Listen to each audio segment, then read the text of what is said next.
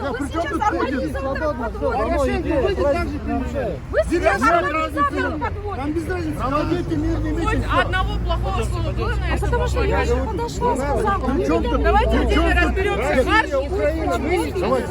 Все, давайте. Давай, уходите, все, давайте. На марш. Марш, давай. Идите в марш. Вы рабы все, вы рабы, вы рабы. Манкурты, блин.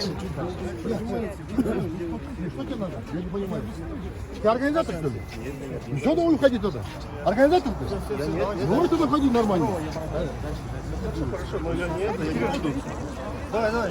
Лен, давай, там мужчина работает. Как мы работаем? Давай, шагай, не выпаливай, Сергей. Это не плата, это две ленточки. Давайте, все. Это две Все, ленточки. с ленточки оставил. С ленточкой? Украина, слово, Россия, давай. Так, отдайте сюда. Дайте, это моя личная собственность. Дайте сюда. Дайте. Нет, он у меня забрал. Дайте войны. Он у меня забрал. Кто забрал? Дай сюда. Мы против войны. Дай сюда.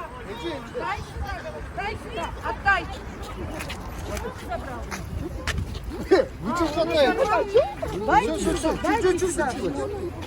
Сюда Нет, дайте. что случилось, Лен? Он у Скажи меня мне. оторвал и забрал. Пусть вернет. Нет, а что было?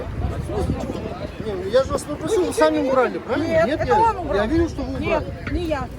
Как вас зовут? Представьте, пожалуйста. Меня зовут Мария. Ваша... Ходите, пожалуйста, только не... Сохушка